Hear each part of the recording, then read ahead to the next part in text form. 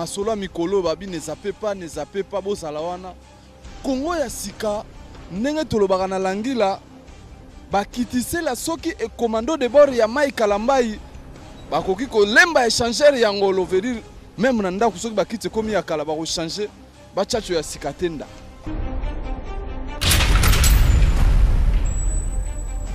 www.congoasika.com Dans ma solo mzee oyinda mule la koti bota yakana minute oyo Congo Asika Maxa Sika eleki na 24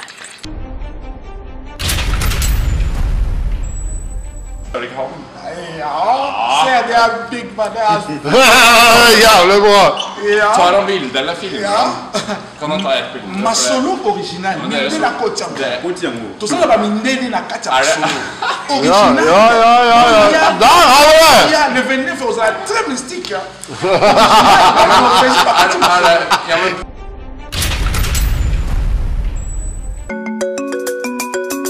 Hustle.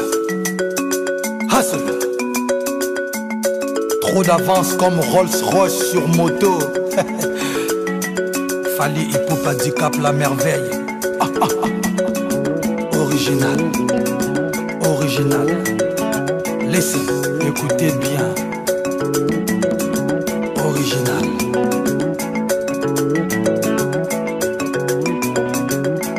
Get up and dance, dance. Africa, viens danser.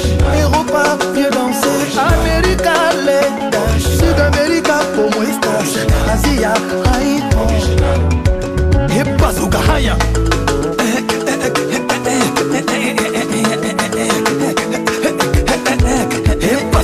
Kitoko, Ifembo. Abidjan, on s'enjaille. Voilà Yaoundé, Makossa. Libreville, Oriengo. Angola, Bondia. Dakar, Nanga, Def. Mbala. Marie-Jeanne, Bolo.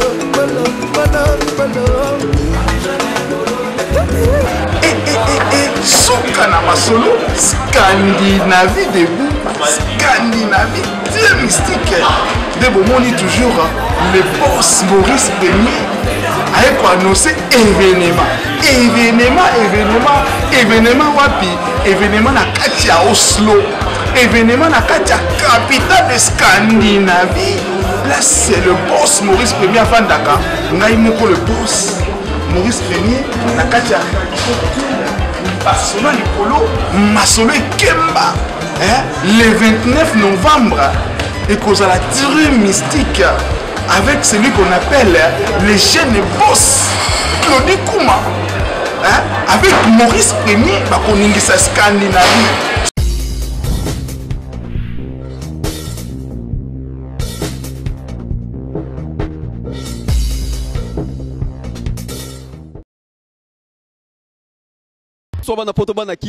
Plaisir. J'espère que vous avez place vous en parler tant que vous avez David Mombele M6 Nkosi na Yuda. Alors on est na ibisa kibino que pasteur soka kia na kana bandiminae. N'esprit a bien pasteur soka kia na kana bandiminae. Ça veut dire que tout au balinga ka David Mombele na 4 émissions qui tambala maman Mwilu eza émission o kanga poto mobima na kata Ferland na kata ba Suède. Désormais à partir d'aujourd'hui so lingota la émission qui tambala maman Mwilu la nanga place na KI. Na KI wapi na ke sur www.congoasika. Na répéter les bilans de sous www.congoasika. Alors Congo Asika est un site pour le moment Nazak Munadon transfert ya munene ya plus cher au Sénégal na région de Koto kuna poto beta pour biso to beta na équipe nationale biso to ba joueur équipe amikete oh ba salaire amike non biso to za ba joueur to beta na vision équipe nationale. Alors na bosanité na région de souffrir na ngai mon confrère na lingaka trop check les pété talaka que pasteur soka kia na kana bandiminae. N'esprit a bien pasteur soka kia na kana bandiminae. Ça veut dire que tout au balingaka David Mombele na 4 émissions qui tambala maman Mwilu eza émission o kanga poto mobima na kata Ferland na kata ba Suède. Désormais à partir d'aujourd'hui so lingota la émission qui tambala maman Mwilu la nanga place na KI wapi na ke sur www.congoasika. Na répéter les bilans de sous www.congoasika. Congo ya Sika. Alors Congo ya Sika est site pour le moment naza kuna don transfert ya munene ya plus cher. Oui, c'est na région de Koto kuna poto beta po biso to beta na équipe nationale. Biso to ba joueur de équipe amikete, oh ba salaire amike non. Biso to za ba joueur to beta na vision équipe nationale. Alors, na bosanité na région de souffrir na ngai, mon confrère na lingaka trop check le pété. Telaka ngana check le pété to kutana. Hein? Sylvie Mopanzi. Alors na pesi bana souhait de tout place boza mbote ya trop na bosanité mon boss personnel Maurice premier monsieur Oyo akangi ba masolo na kati ya Suède na kati ba mboka na ba malili ba Ferland na bosante Maurice premier naza déjà na kati ya Congo ya Sika patron ya Congo ya Sika naza déjà na yo na kati to pesi sumbote lisusu na Dadi Katalai na kati ya Paris mbote place ozali to bosante Blaise Alingi Café Noir na kati ya ba mboka ya ba malili to bosante Glody les jeunes patrons na kati ya mboka malili to bosante tout Prince Mozale, place Ozali Mbo Théâtre, Papi Kanda, place Ozali Mbo Théâtre. Alors, Vienangai, Bob, Lifaya, Mbote, place Ozali. David Mombele, Nkosina Yuda, Kitamala, Mama Mwilu, Azasiko, Nakatia, WW. Congo ya Sika, tolobike, tango tozolo ba Congo ya Sika, tozo beta sete ki ba journaliste ya Sika, ba chroniqueur ya Sika.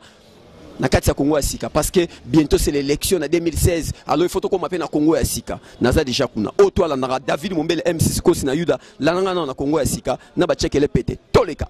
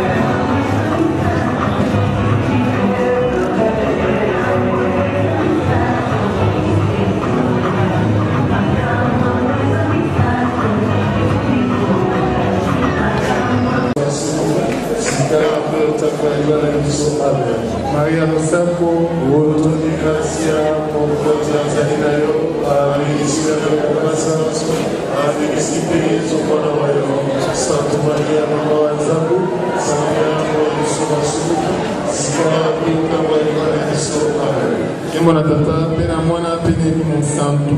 Je vous ai promis qu'il y aura un bon nombre des artistes congolais qui vont circuler devant ces caméras de www.congoyasika.net. Avec nous, l'un des grands artistes congolais, donc Mingar Lobezate, Tokutani na Fetite, Tokutani na Matanga, Nenga Mona, Bamisusu, Bazakoloba. Alors, Tokosolola Ye, Yenani, et Longinae, j'espère que c'est le Belabile Marambele. Bonjour papa.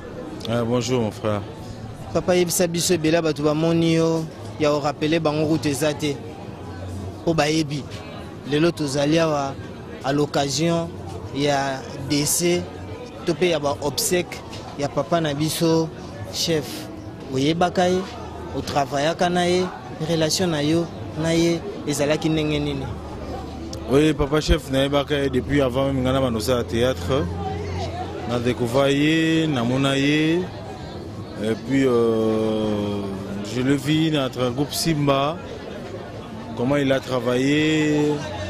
C'est parmi bateaux on a incarné rôle naé qui toko parce que azaki professionnel de la musala de théâtre et je crois que qui chance au travail naé na suka awa je crois na neo kaka na série na za producteur nango zali série Caribou le canal RTNC puis la chaîne Soussou bandeko batala bayebi.